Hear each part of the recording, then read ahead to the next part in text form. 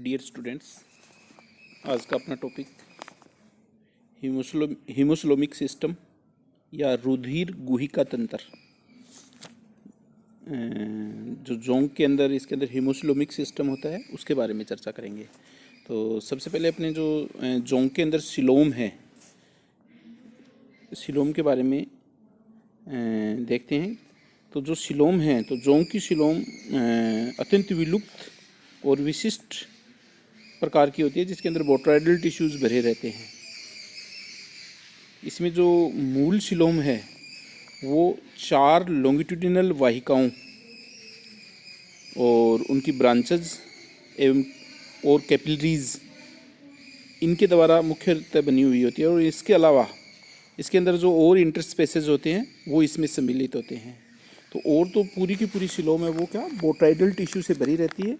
केवल जो coelomic system है इसका वो ही पूर्णतः जो सिलोम है उसका निरूपण करते हैं या उसको दर्शाते हैं। तो ये जो इन वाहिकाएं हैं, जो चारों वाहिकाएं हैं तथा इनकी ब्रांचेज में स्थित सिलोमिक फ्लूइड में रंगीन हीमोग्लोबिन की कणिकाएं घुली हुई रहती है। ये कौन सी होती है? जो इसकी अमीबॉइड कणिकाएं होती हैं उसके रूप में होती है। तो ये उसके अंदर घुली हुई रहती है, जिसके कारण इसका जो कलर होता है वो लाल रंग का दिखाई देता है।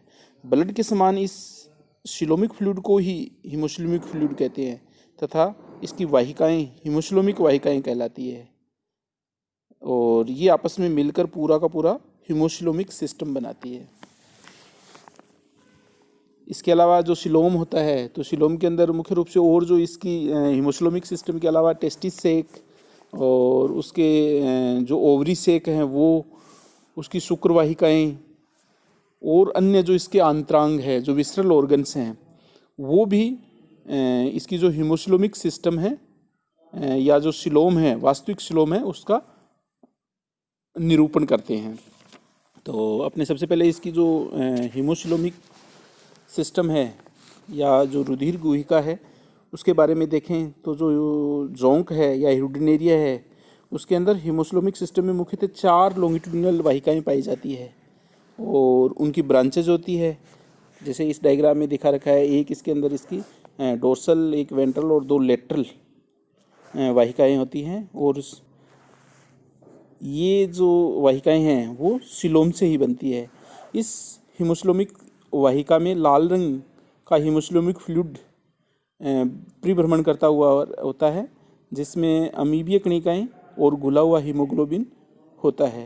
तो बिंदुवार अपने इसकी जो चर्चा करें, जो इसकी कैपिलरी सिस्टम या जो इसकी हीमोस्लोमिक सिस्टम है, तो जो वाहिकाएं हैं उसके अंदर 1 नंबर पे इसकी डोर्सल। तो ये जो डायग्राम है, इस डायग्राम के अंदर अपने देखो, पहले अपन जनरल स्ट्रक्चर की चर्चा करते हैं। पहले जैसे एक तो ऊपर की तरफ जो वाहिका है, जैसे ये डायग्राम है वो एक खंड का है इसका।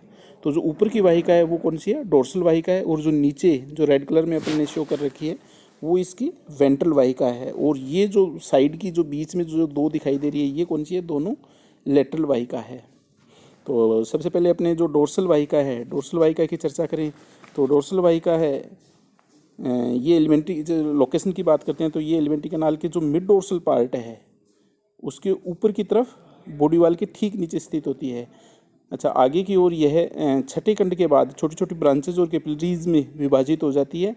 और 5वें खंड, जो ये 5वें खंड से खंड में फैली होती है, 5 खंडों के अंदर। पहला मतलब छठे खंड के बाद में 1 से लेकर 5 खंड है, उसके अंदर ये डिवाइड होती है। पीछे की ओर 22वें खंड में ये 2 भागों में बंट जाती है, जो वेंट्रल वाहिका के पश्च भाग से जुड़ जाती है।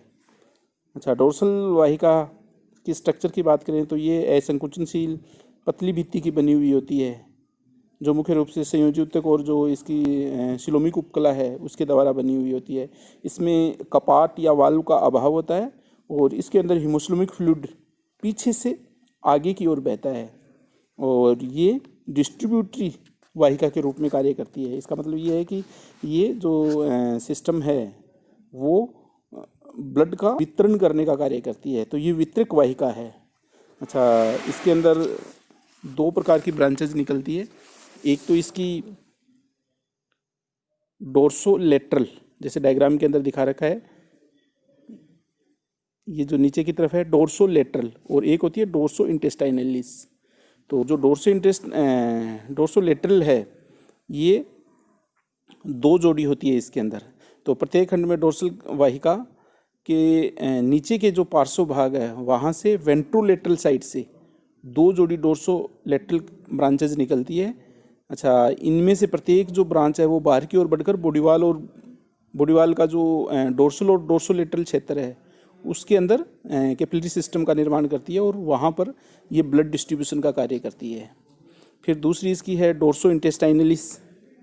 ये भी इसके अंदर जो इसकी नीचे की भाग है, तो ये असंख्य छोटी छोटी ब्रांचेज होती है जो डोर्सल वाहिका की संपूर्ण लंबाई से नीचे की तरफ से निकलती है। और ये जो डिस्ट्रीब्यूशन का कार्य है वो कहाँ, आहार नाल की भित्ति के अंदर ब्लड सप्लाई का कार्य करती है।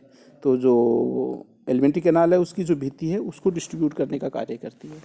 अच्छा, फिर दूसरी अपने चर्चा करें तो दूसरी है इसकी वेंट्रल वाहिका। तो वेंट्रल वाहिका है वो नीचे की तरफ, जैसे डायग्राम में दिखा रखा है अपने, ये नीचे का जो रेड कलर की जो है वो वेंट्रल वाहिका है।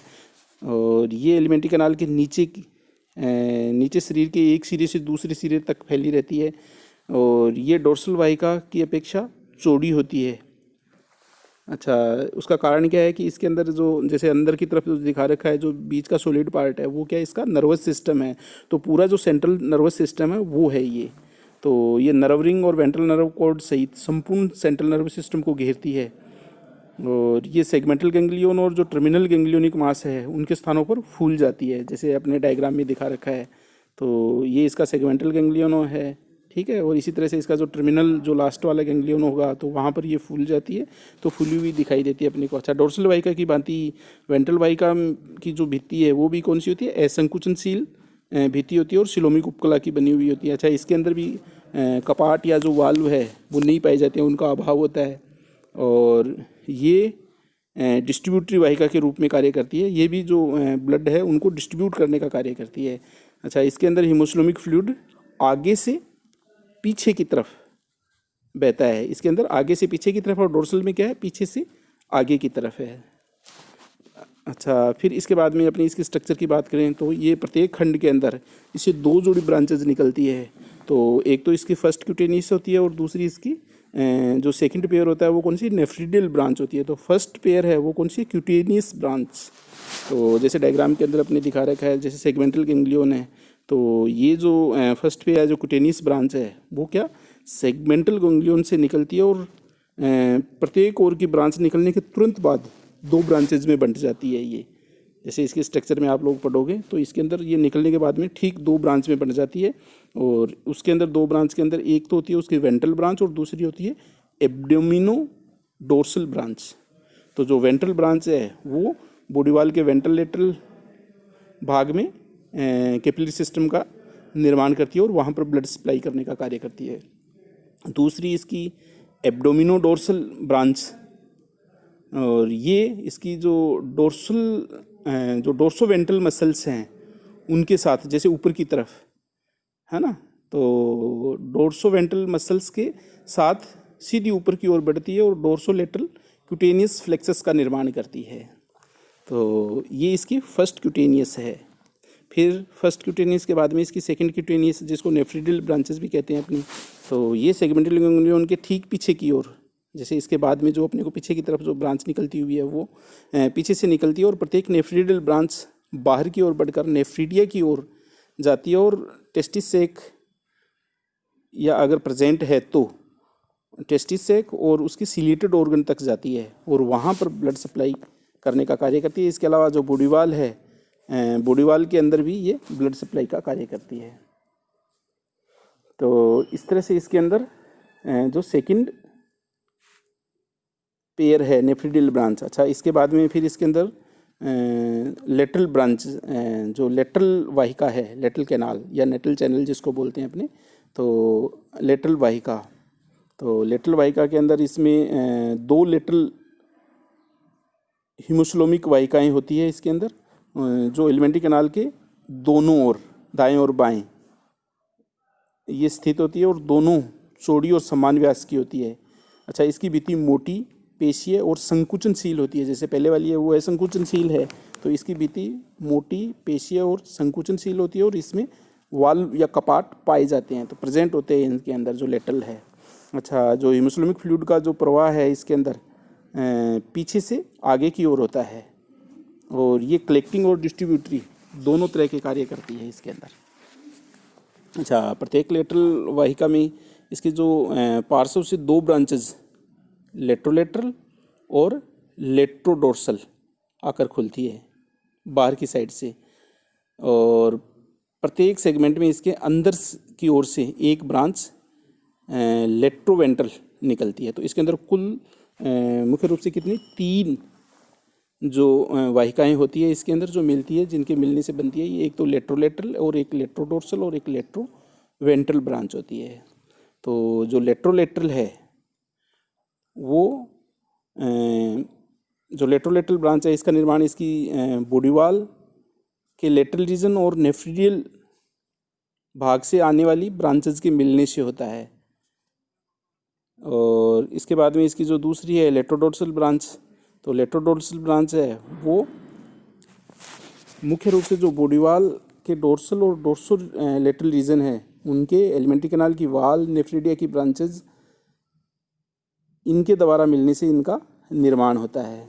अच्छा, दोनों ओर की लेट्रोडोर्सल ब्रांच एक ट्रांसवर्स लूप के द्वारा, जैसे डायग्राम के अंदर दिखा रखा है, ये जो ऊपर की तरफ जो लूप बन रहा है वो, तो दोनों ओर की लेट्रोडोर्सल ब्रांच एक ट्रांसवर्स लूप द्वारा डोर्सो वाहिका के ऊपर की ओर से आपस में मिली हुई रहती है, तो जुड़ जाती है ये ऊपर की ओर, और इस प्रकार के इसके अंदर 17 लूप पाए जाते हैं। इन्हें अपने डोर्सल कमिश्योर कहते हैं। तो इनकी जो संख्या है वो कितनी है, 17 है। तो ये छठे खंड से लेकर 22वें खंड तक प्रत्येक खंड में एक कमिश्योर इसके अंदर पाया जाता है। अच्छा, प्रत्येक जो लेट्रोडोर्सल ब्रांच अपनी ओर की लेट्रोलेटरल ब्रांच के साथ भी लेटरल कमिश्योर के द्वारा जुड़ा हुआ रहता है, तो ये आपस में जुड़े रहते हैं। अच्छा, लेट्रोलेटरल और लेट्रोडोर्सल दोनों ही कलेक्टिंग ब्रांच है और लेटरल वाहिका में खुलने वाले छिद्र वाल्व द्वारा सुरक्षित रहते हैं, इसमें कपाट पाए जाते हैं। अच्छा, फिर इसके अंदर एक इसकी जो तीसरी ब्रांच है वो है लेट्रोवेंट्रल ब्रांच। तो जो ये नीचे डायग्राम दे रखा है, जो नीचे की तरफ जो लूप बन रहा है वो कौन सी है, लेट्रोवेंट्रल ब्रांच है। तो ये इसके अंदर कौन सी होती है, डिस्ट्रीब्यूटरी टाइप की होती है, ब्लड की सप्लाई करने का कार्य करती है। और जो लेटरल और लेट्रोडोर्सल है ये कलेक्टिंग है इसके अंदर। तो ये लेटरल वाहिका के अंदर के तल से निकलती है और निकलने के तुरंत बाद इससे नेफ्रिडियल ब्रांच और बॉडी वॉल के लिए एक नेफ्रिडियल ब्रांच अलग हो जाती है। जैसे ये अपने इसके जैसे डायग्राम की जो स्ट्रक्चर दिखाई दे रही है, जैसे निकल रही है उससे एक छोटी ब्रांच हो रही है, ये इसकी कौन सी है, नेफ्रिडियल ब्रांच है, जो नेफ्रिडिया के लिए से अलग हो जाती है। तो ये नेफ्रिडिया को डिस्ट्रीब्यूशन का कार्य करती है।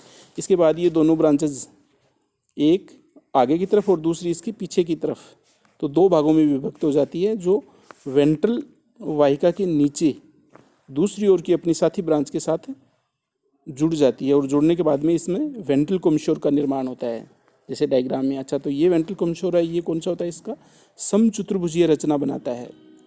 और इस समचतुर्भुजीय रचना की संख्या इसके अंदर कितनी होती है, 18 होती है। पहले वाले हैं वो कितने, 17 थे, तो ये 18 छठे खंड से लेके 23वें खंड तक, और वो छठे खंड से लेके 22वें खंड तक उसके डोर्सल कमिश्योर होता है। तो डोर्सल कमिश्योर कितने हैं, 17 छठे से 22वें तक, और इसके जो वेंट्रल कमिश्योर है वो कितने हैं, 18 है, जो छठे से लेके 23वें खंड तक होते हैं। तो इस तरह से ये इसके अंदर छठे खंड से लेके 23वें खंड तक 18 वेंट्रल कमिश्योर पाए जाते हैं। अच्छा, जो आपस के जो वेंट्रल कमिश्योर है वो भी क्या आपस में जुड़े रहते हैं। तो किन्हीं 2 खंडों में पाए जाने वाले जो समचतुर्भुज है या इसके जो वेंट्रल कमिश्योर है वो भी एक लॉन्गिट्यूडिनल इंटर सेगमेंटल कमिश्योर के द्वारा आपस में जुड़े रहते हैं, जिनमें से एक कमिश्योर मध्यवर्ती और 2 उसके पार्श्व साइड में स्थित होते हैं।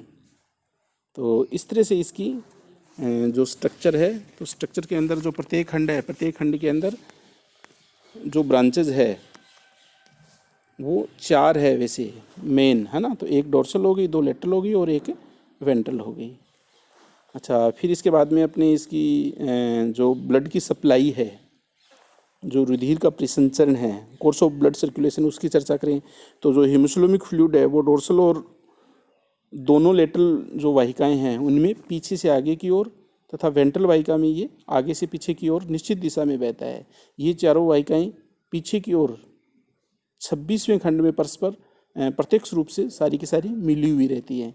इनमें से डोर्सल और जो वेंट्रल वाहिकाएं हैं वो केवल डिस्ट्रीब्यूटरी होती है, और जो दोनों लेटरल वाहिकाएं हैं वो डिस्ट्रीब्यूटरी और कलेक्टिंग दोनों प्रकार की कार्य करती है इसके अंदर। अच्छा, जो डोर्सल वाहिका है, डोर्सल वाहिका की